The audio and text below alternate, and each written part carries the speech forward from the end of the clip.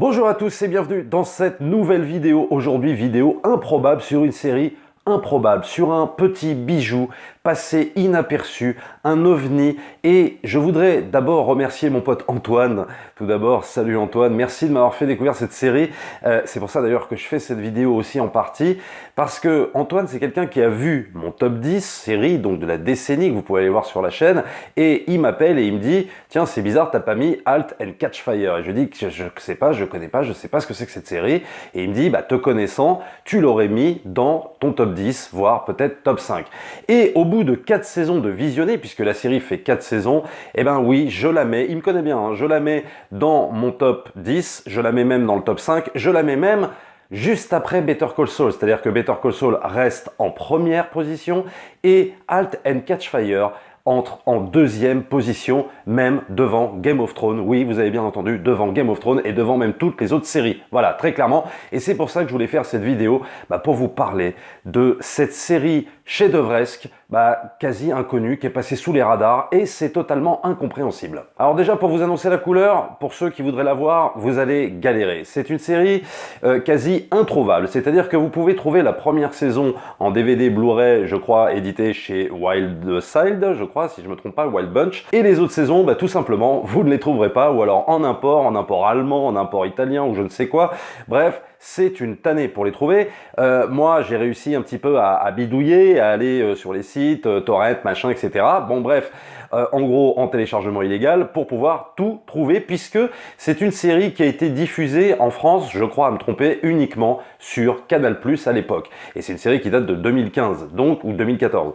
Donc, pour la trouver sur Netflix, c'est mort. Pour la trouver sur Amazon Prime, c'est mort. Et même Canal+, c'est-à-dire la plateforme MyCanal, ne les diffuse plus. Alors, Halt and Catch Fire, c'est une série inventée par Christopher Cantwell et Christopher C. Rogers, donc qui sont les showrunners sur les 4 saisons. Alors, je vais vous faire un court résumé, je vais vous parler de la série dans une première partie de vidéo, avant, évidemment, de tout spoiler. Mais pour l'instant, je vais essayer de vous donner envie de la regarder, sans vous spoiler quoi que ce soit, je vais juste vous dire quand même de quoi ça parle. Au cœur des années 80, au Texas, un visionnaire, un ingénieur et un prodige spécialisé dans la micro-informatique confrontent leur invention et innovation aux géants de l'époque.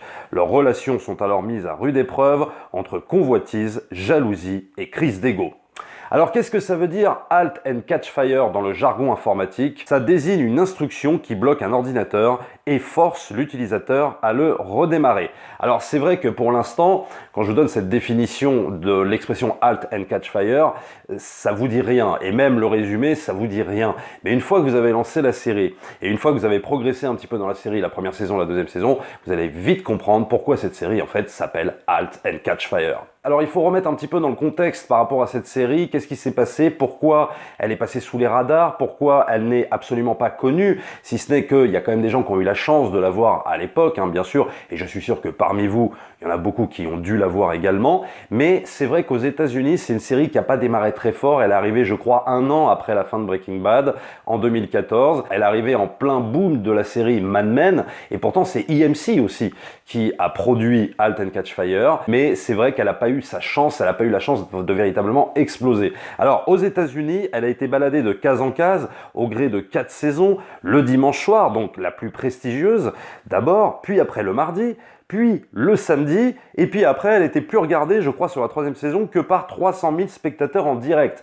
Donc ce qui est pas terrible, quoi, limite même faible. Alors comme je disais, il y a eu le cas Breaking Bad, on devait se remettre un petit peu de la fin de Breaking Bad et ça a été difficile, mais bon, on va pas expliquer l'échec de Halt and Catch Fire par rapport à ça et que par rapport à Mad Men. Après, pour juste rester 30 secondes sur Mad Men, c'est vrai que c'est une série qu'on a beaucoup comparée à Mad Men, et pourtant Halt and Catch Fire pour moi n'a rien à voir, c'est-à-dire que on aurait, alors les gens disent que ça ressemble à Mad Men parce que ça se passe dans des bureaux, etc. Alors au lieu que ça se passe dans l'univers de la publicité, ça se passe dans l'univers de l'informatique. Mais si on peut voir quelques similitudes, oui, avec Mad Men, parce que c'est une série qui va décrire un microcosme et une époque donnée, oui, je trouve que Halt and Catch Fire se détache complètement de Mad Men, de par le ton, en fait, de la série, et surtout en termes de récit beaucoup plus resserré que celui de Mad Men. Moi j'aime beaucoup Mad Men, il n'y a pas de problème par rapport à ça. Mais si tu veux, Mad Men, ça prend son temps, etc.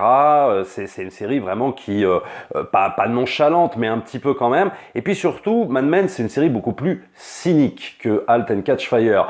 Alors, ça ne veut pas dire que Halt and Catch Fire est une série totalement naïve et que c'est le monde des bisounours, loin de là, mais c'est une série pour moi un peu plus bienveillante que Mad Men. Donc c'est pour ça que j'arrêterai là la comparaison avec Mad Men. Alors à l'époque, il y a les boss de EMC qui déclarent « Nous sommes particulièrement reconnaissants envers les critiques et fans qui ont soutenu la série durant la deuxième saison. Dans un monde de séries télévisées rempli de créatures effrayantes et mythiques comme les zombies et les dragons, nous sommes ravis de pouvoir suivre ces personnages encore et encore. » Et c'est vrai que c'est marrant le fait que tu aies un des exécutifs de EMC qui dit ça, parce que les zombies, clairement c'est Walking Dead, donc Walking Dead produit par EMC. Les dragons, c'est évidemment Game of Thrones, et tu as ces deux séries qui sont en tête, vraiment en tête des séries les plus vues de la décennie. Et puis tu as cette série comme ça qui tente d'exister, comme ça, Halt and Catch Fire, et qui est tellement bien plus forte que les deux séries que j'ai citées. Pourtant vous savez que j'adore Game of Thrones bien sûr, et ça n'enlèvera jamais les qualités de Game of Thrones, mais c'est vrai que voilà, tu as cette petite série comme ça qui essaye d'exister, qui essaye de se faire entendre, qui n'y arrivera peut-être pas vraiment. Et quand tu la regardes maintenant, tu te dis mais comment j'ai pu louper ça pendant des années, c'est juste pas possible quoi. Toute proportion gardée. C'est comme si, je sais pas, pendant des années, tu avais loupé Breaking Bad, tu vois. Bon, alors évidemment, Halt and Catch Fire, ça ne vaut pas Breaking Bad, mais voilà quoi, il y a cette sensation de te dire, putain, j'ai loupé quand même une grande série au cours de cette décennie, quoi. Alors en gros, et juste avant d'arriver au personnage, c'est une série qui raconte l'histoire de gens qui ont des très bonnes idées, mais au mauvais moment, et qui après rebondissent sur une autre bonne idée, etc., etc. En comptant évidemment tous les drames que ça entraîne, toutes les rivalités que ça va entraîner, toutes les péripéties, tous les rebondissements dramatiques, il y en a un paquet dans Halt and Catch Fire, et c'est ça qui fait justement que la série est fabuleuse. En même temps, c'est une série très réaliste et en même temps hyper bienveillante. Alors évidemment, il y a le générique de cette série qui doit durer, je sais pas, 20 secondes. Mais en 20 secondes, tu te prends une claque à chaque fois que tu regardes ce générique extraordinaire. Je peux même pas le décrire avec des mots. Il faut juste que vous le regardiez, vous comprendrez pourquoi ce générique est juste fabuleux de Halt and Catch Fire. Alors maintenant, il y a les 4 personnages qui vont nous intéresser dans cette série. Alors il y a l'acteur Lee Pace qui joue le rôle donc de Joe McMillan, qui, on va dire, allez, pour schématiser, le visionnaire et l'arriviste.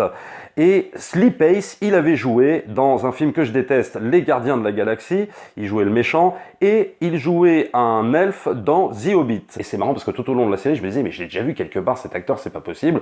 Pour moi, si tu veux, quand j'ai démarré la série, pour moi c'était un inconnu, et en vérité, après, quand tu cherches un peu, t'apprends qu'il a joué dans tel film, dans tel truc, etc. Il y a l'excellent Scoot McNairy, donc lui, c'est l'ingénieur informatique, raté, alcoolo, en tout cas au début de la série, et c'est un acteur qui a joué dans je ne sais combien de films, notamment Argo, et il a également joué dans Narcos Mexico, dont vous pouvez voir la saison 2 actuellement, et alors lui c'est un excellent acteur, pareil pour Lee Pace. Alors il y a Kerry Bishé, donc elle c'est la femme de Gordon, donc l'ingénieur informatique raté et alcoolo au début.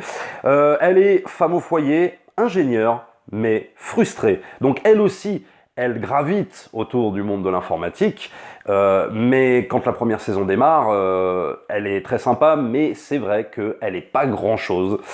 Et voilà, c'est tout ce que je peux vous dire pour l'instant.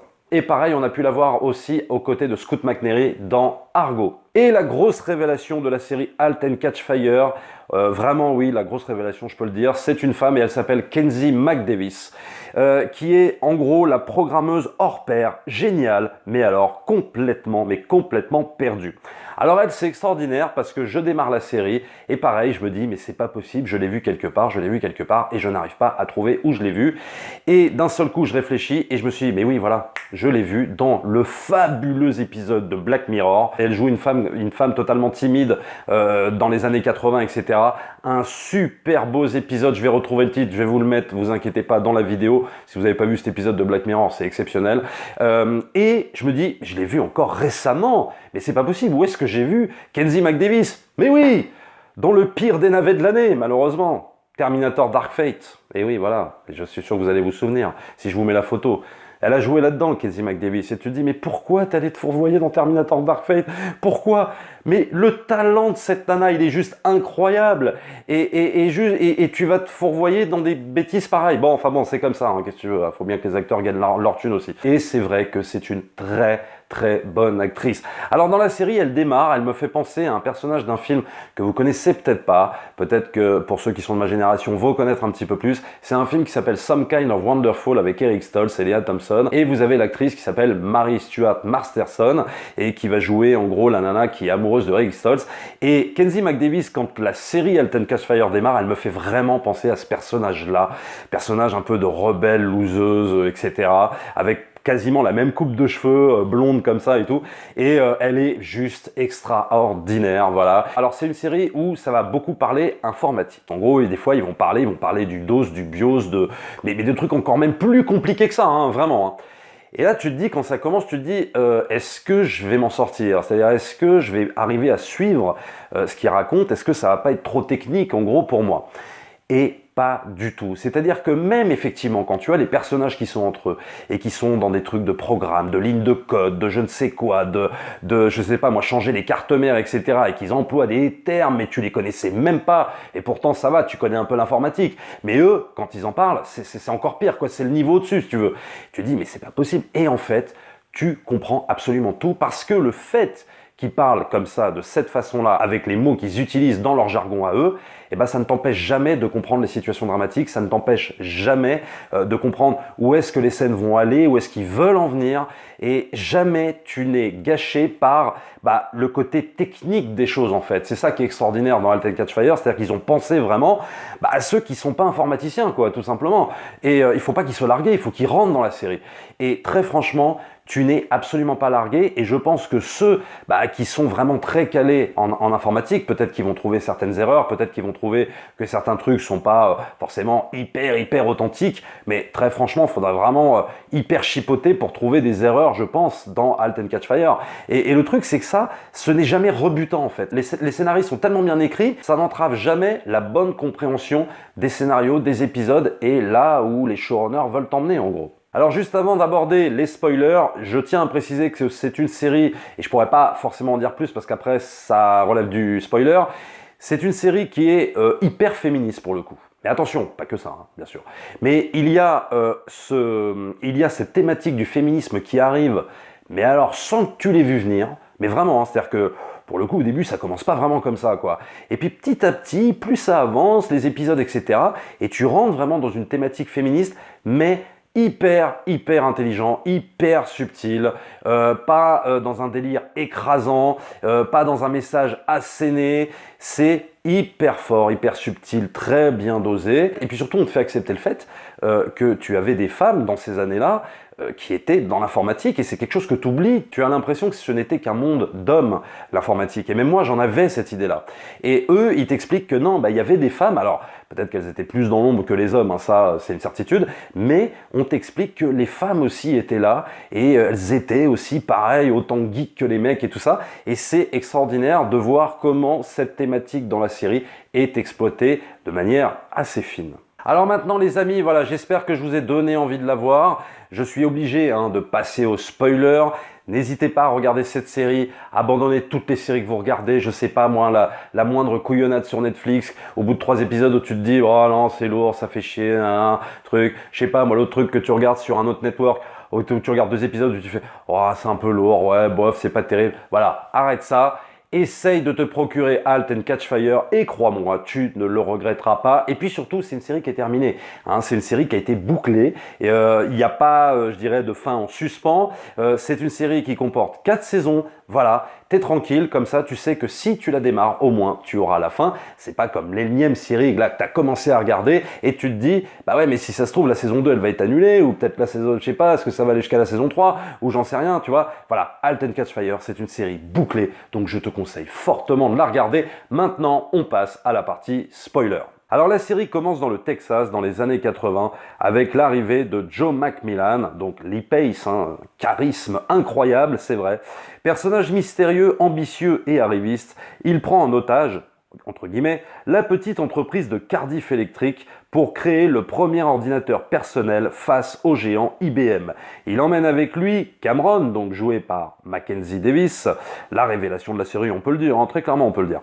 Une programmeuse de génie et rebelle dans l'âme, et Gordon Clark, joué par Scoot McNairy, un ingénieur prisonnier de ses échecs passés. La femme de Gordon, Donna, donc interprétée par Kerry Bishé, donc qui gagne au fil des épisodes en profondeur, sera peu à peu happée par ce fameux trio. Alors comme je le disais dans la partie non spoiler, ce qui est super impressionnant dans cette série, c'est l'évolution. Et c'est pour ça que j'osais, si tu veux, la comparer un petit peu à Breaking Bad. Non pas que je puisse totalement la comparer à Breaking Bad, parce que dans Breaking Bad, on est dans des enjeux qui vont amener de la violence, qui vont amener des péripéties juste complètement folles furieuses, que quasiment jamais vues dans une série télé. On n'en est pas à ce point-là. Mais ce que je veux dire, c'est qu'en termes d'évolution de personnages, eh ben, Halt and Catch Fire, c'est totalement inattendu. Et moi, très franchement, quand j'ai commencé la série et que j'ai regardé la première saison que j'avais vraiment adorée, ça va être une série bien écrite, bien réalisée, bien jouée, etc.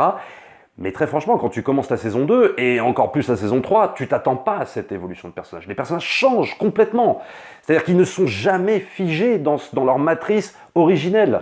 Et ça, c'est hyper fort, et c'est ça qui est jouissif dans Halt and Catch Fire.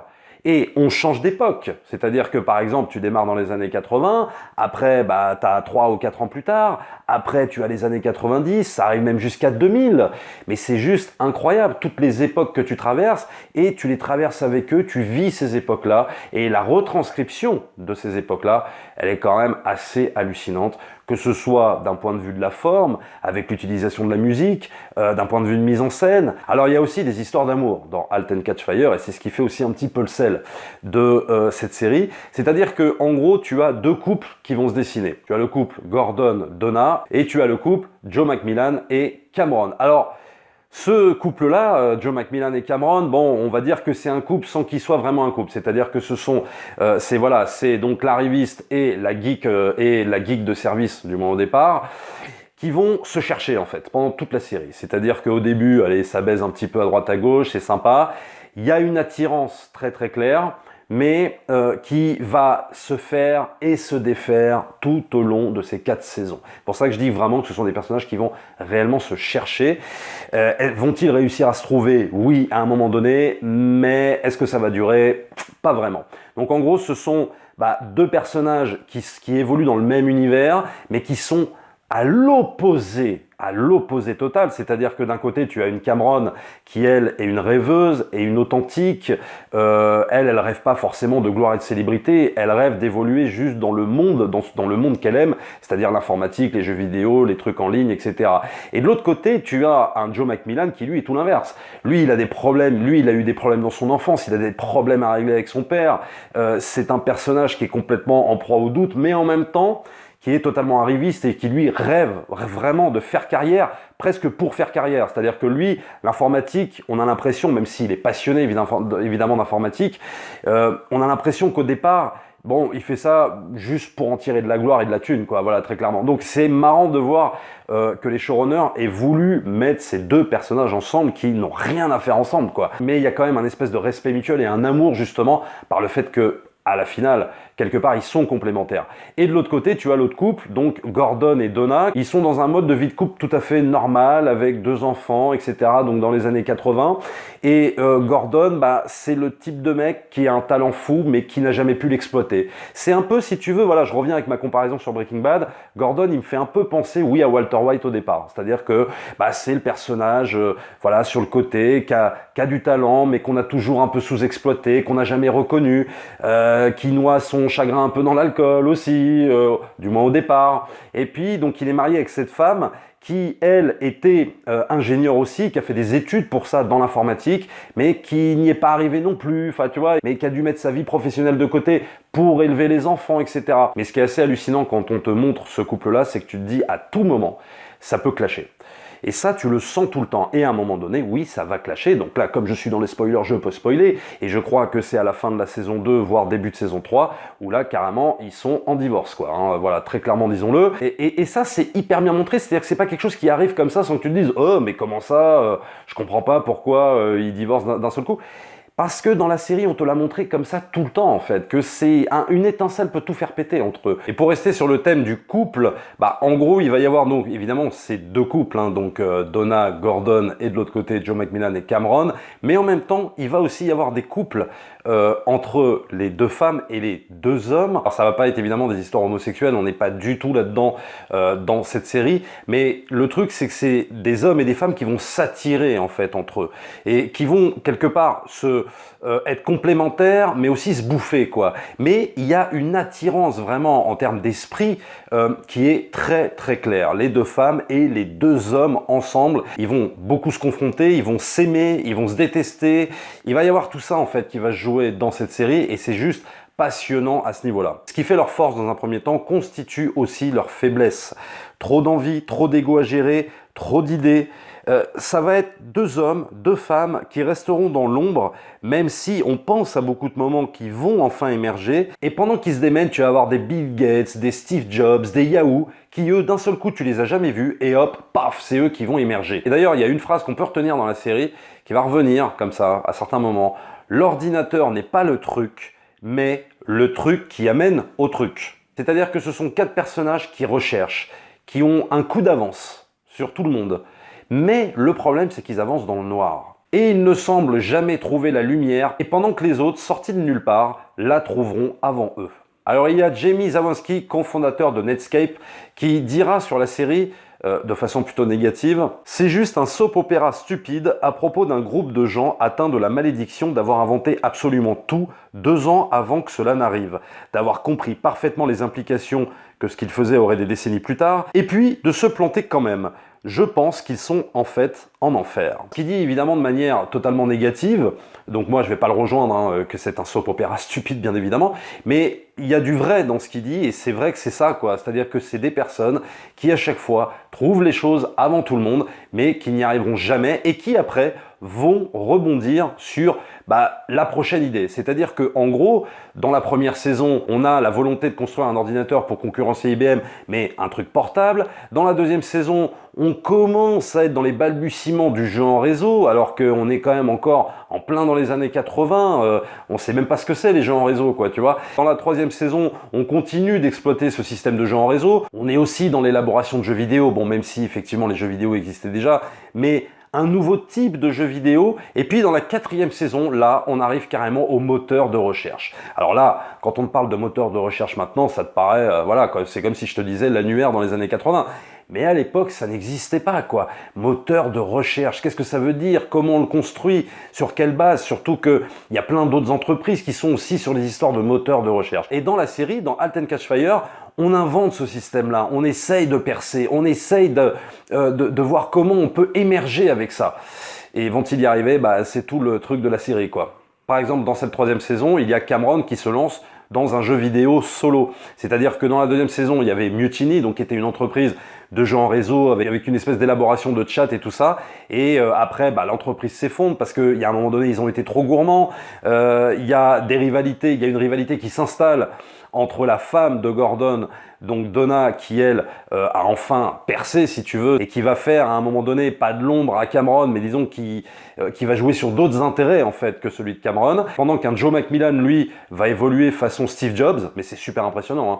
C'est-à-dire que le mec il part d'un espèce de mec un peu arriviste, il s'y connaît pas trop, mais il a des idées, il est visionnaire et tout ça, et dans la troisième saison, après des échecs successifs en amour et puis même au niveau de ce qu'il a voulu inventer, il récupère un espèce de logiciel antivirus que Scoot McNairy lui file en gros pour l'aider à un moment de sa vie, et lui il s'en sert pour créer un logiciel antivirus qui fait un carton dans le monde entier. Et là d'un seul coup il devient une sorte de Bill Gates, de Steve Jobs, hyper calme, hyper serein, on le reconnaît plus le personnage, mais ça a été sa façon d'évoluer. Et cette façon d'évoluer en fait de ce personnage, elle est complètement dingue, mais complètement. Et donc il y a en parallèle donc Cameron qui va se retrouver complètement isolé et qui va se lancer dans une espèce de conception de jeu vidéo, mais façon Cameron, c'est-à-dire faut le comprendre le jeu vidéo, et c'est un jeu vidéo qui va se faire démolir par la presse parce que incompris à son époque, mais c'est un espèce de jeu vidéo poétique où tu dois évoluer avec un personnage et ce qui n'est pas vraiment balisé. C'est des jeux vidéo qu'on va avoir bien plus tard, nous, même dans les années 2000,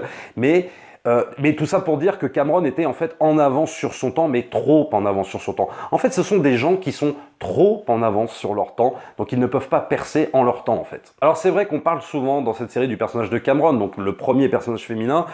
Oui, qui est le plus impressionnant parce qu'elle est super attachante, parce que des fois elle peut être assez énervante aussi, elle est très auto-centrée, parce qu'elle a des visions, parce que elle n'est pas pervertie par un système économique, elle s'en fout de tout ça, elle ce qu'elle veut c'est inventer des mondes, inventer des univers. Alors c'est vrai qu'on parle beaucoup de ce personnage parce que aussi c'est un personnage qui évolue grandement, même physiquement, parce qu'au début elle est pas très, elle est pas super méga attirante, on va dire Cameron, et puis d'un seul coup, je sais pas, au fur et à mesure de la série, elle devient magnifique, elle devient super belle. L'actrice joue ce personnage à merveille, mais il faut parler aussi un petit peu du personnage de Donna. Donc Donna qui est vraiment une femme au foyer au départ, quoi.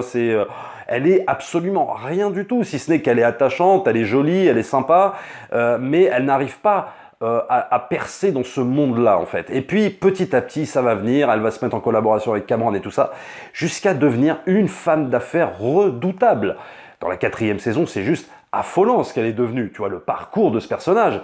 Ça a été comme ça, mais attention en la montrant aussi avec ses failles. Parce que quand elle devient femme d'affaires redoutable, bah, elle a de sacrées failles quand même. Elle pète un plomb, elle boit de plus en plus, t'as l'impression qu'elle ne supporte pas la pression, peut-être qu'elle ne supporte pas non plus son divorce, si tu veux, avec le personnage de Gordon. On te montre tout le temps des péripéties dramatiques, des failles à chaque fois, des choses qui ne vont pas chez les personnages. C'est jamais trop consensuel, c'est jamais, voilà, trop avec une espèce de vision binaire comme ça, ou alors trop caricaturale. Ça joue entre l'amour que les showrunners ont pour leurs personnages, et puis aussi une certaine détestation aussi, parce que la vie c'est ça. On peut pas être tout le temps apprécié, on peut pas être tout le temps bienveillant, ça n'existe pas. Donc cette série te montre bien justement toutes les différentes facettes, tous les différents travers par lesquels vont passer les êtres humains, de façon totalement logique. Donc il y a le personnage également de Joe McMillan. Alors Joe McMillan, il tente de se reconstruire dans la saison 2 en fait avec la magnifique Sarah Wheeler, dont le père est un homme d'affaires redoutable, un pétrolier texan. Alors il accepte un petit poste au départ, puis la nature de Joe McMillan le rattrape, quoi. Il peut pas rester dans un bureau enfermé, quoi. Tu vois, enfin, je veux dire, c'est quelqu'un qui a toujours des idées, c'est quelqu'un qu'on veut toujours plus, qui est, il faut pas l'oublier, hyper carriériste, donc tu vois bien qu'il ne peut pas rester dans cet état-là. Donc c'est un personnage qui va essayer de se sortir de ça, en contournant certaines règles, en la faisant un peu à l'envers à certaines personnes, etc. Joe McMillan, c'est un personnage qui est super intéressant parce qu'il a ses traumas d'enfance, et il a aussi un côté où on peut pas lui faire confiance. On dit tout le temps dans la série, c'est très difficile de faire confiance à Joe McMillan, quoi, mais pourtant, c'est un personnage super attachant et tu comprends pas pourquoi. Mais t'es comme les autres personnages en fait, c'est-à-dire qu'il est tellement charismatique, il a tellement une personnalité, je sais pas moi, ouais, peut-être un peu ambivalente, un peu bizarre. C'est le genre de personne qui est capable avec son charisme de t'entraîner dans les projets les plus dingues et les plus casse-gueule, juste par son charisme, et aussi ce genre de personnage qui est un peu détestable parce que ça sert juste leur propre intérêt en fait. Et Joe McMillan appartient à ce genre d'homme qui existe dans la vie, vraiment. Et c'est un personnage qui est aussi attachant parce que il va être quand même dans la culpabilité. C'est-à-dire que c'est un personnage qui allait dans l'ombre, c'est un requin, mais à beaucoup de moments, il va souffrir justement du fait que il est conscient qu'il fait des saloperies et que d'un seul coup, il va être en mode « je suis coupable », donc il va essayer de faire le bien quand même. Il va essayer de se rattraper. Donc c'est pas un personnage qu'on peut que détester en fait, Joe McMillan, et c'est pour ça que c'est un des personnages, je trouve, les plus intéressants de la série. Alors évidemment, sur la mise en scène, sur tout ce qui est forme en fait de la série, c'est exceptionnel. Les décors, le délire années 80, sans trop tirer sur la corde de la nostalgie, la photo, le soin apporté à la réalisation, le choix des musiques, beaucoup de musiques inconnues des années 80, mais méga entraînante. Et si je reste sur la musique est de Paul Haslinger, qui fait beaucoup penser aux sonorités entendues dans des BO, par exemple comme Risky Business, composé par le groupe électro de l'époque dans les années 80, Tangerine Dreams, auquel, c'est marrant, il a appartenu. Alors il y a une grosse scène dans cette saison 4, et je dois encore spoiler, malheureusement, je suis désolé, mais je peux me le permettre, je suis dans la partie spoiler, mais le truc c'est que cette grosse scène, ça va être la mort de Gordon.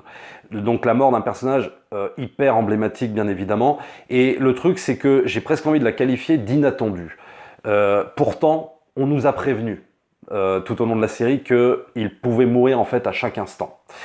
Mais le truc c'est que tu l'oublies, parce que tu es tellement attaché à ce qui va se passer, à comment ils vont évoluer, est-ce qu'ils vont réussir à sortir leur moteur de recherche, est-ce qu'ils vont réussir à sortir de l'ombre, que tu oublies presque que le personnage de Gordon est atteint d'une maladie. Et le truc, c'est que quand il meurt, ça arrive comme ça. paf, à travers une scène magnifique, mais magnifique, qui te fait pleurer, qui te fait chialer. Il a reconstruit sa vie avec une autre femme et il s'apprête à sortir et puis d'un seul coup tu as Donna qui arrive comme ça dans la maison, il l'appelle, Donna ne répond pas et il comprend pas ce qui se passe et il va voir Donna qui est assise dans le canapé, il traverse une autre pièce, il y a des lens flares partout et il voit Donna dans une autre pièce en train de chanter une berceuse à son premier enfant, à leur premier enfant, et tu as un gros plan sur Scoot McNairy, c'est-à-dire Gordon.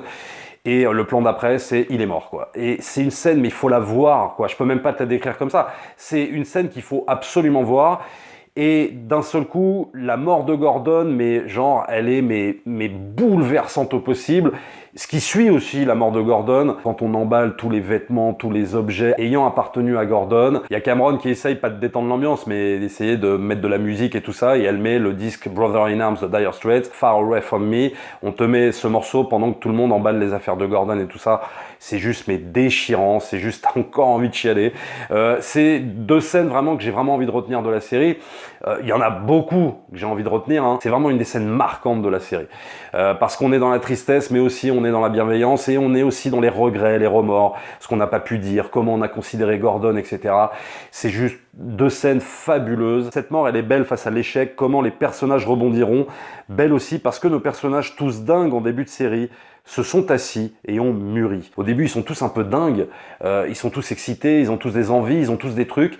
Et puis c'est vrai qu'en fin de série, en fin de saison, c'est des personnages vraiment qui sont assis, quoi, qui ont vraiment appris de leurs erreurs également, mais qui ne pourront pas s'empêcher de vouloir peut-être quand même rebondir. En tout cas, c'est le cas de Cameron et Donna, qui ont une hésitation. C'est les deux femmes qui ont une hésitation comme ça à vouloir repartir ensemble. Elles prennent en considération leur échec, bien sûr, mais d'un seul coup, elles ont quand même envie de repartir. Et la série va se terminer un petit peu comme ça. Et le personnage de Joe, lui, va revenir à ce qu'il était au départ. Ce qu'on voyait dans la première saison. La boucle est bouclée. Ça ne ferme pas la porte, si tu veux, à une suite.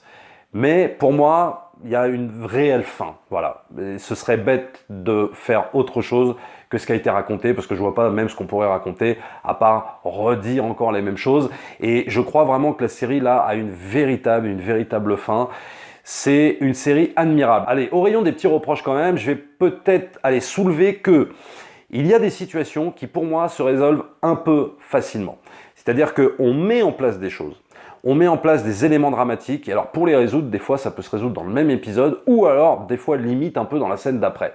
Là où par exemple tu as des Better Call Saul ou des Breaking Bad, qui quand ils installent des choses dramatiques, ça peut s'étirer 1, 2, 3 ou 4 épisodes même. Attention, ça peut durer vachement longtemps. C'est-à-dire qu'à partir du moment où on te pose une embûche, bah faut la résoudre, mais on peut pas la résoudre comme ça en 2 coups de cuillère à peau. Halt and Catch Fire, des fois, va le faire. Attention. Mais pour moi, c'est des défauts tellement minimes parce que tu as tellement de qualité dans cette série que très franchement, tu fais « Ah ouais, ah c'est marrant, ouais, ouais, moi je pense que je l'aurais pas résolu de cette façon-là. En tout cas, ouais, c'est un petit peu rapide quand même. Ouais, allez, c'est un petit peu facile. » Mais tu as tellement de qualité dans le même épisode à côté, et puis même dans toute la saison, dans sa globalité, qu'à la limite, tu passes dessus, tu t'en fous, et puis ça va, c'est pas non plus trop grossier, quoi. Voilà, je pense avoir fait le tour de la fabuleuse série Halt and Catch Fire. Alors, je suis désolé pour ceux qui sont allés quand même dans les spoilers, parce que je sais qu'il y en a d'entre vous qui vont quand même dans les spoilers, mais très franchement, je peux pas vous parler de cette série sans devoir spoiler, quoi. C'est juste impossible. J'espère avoir fait le tour. Il y a encore beaucoup de choses à dire sur cette série. N'hésitez pas dans les commentaires à me dire si vous avez vu vous aussi cette série et qu'est-ce que vous en pensez. J'espère que cette vidéo vous aura plu. En tout cas, moi j'ai pris un plaisir immense à la faire parce que c'est une série vraiment que j'adore et j'ai qu'une envie, c'est de me la refaire encore une nouvelle fois. Comme une série comme Breaking Bad, par exemple, que je me suis fait 3 ou 4 fois, ou même un Better Call Saul, ou je sais pas moi, un Soprano, voire un Six Feet Under. Abonnez-vous à la chaîne, likez, partagez bien sûr comme d'habitude. N'hésitez pas aussi à vous rendre sur le lien Utip pour soutenir la chaîne, c'est toujours très important. Nous, on se retrouve très vite pour une prochaine vidéo. Ciao!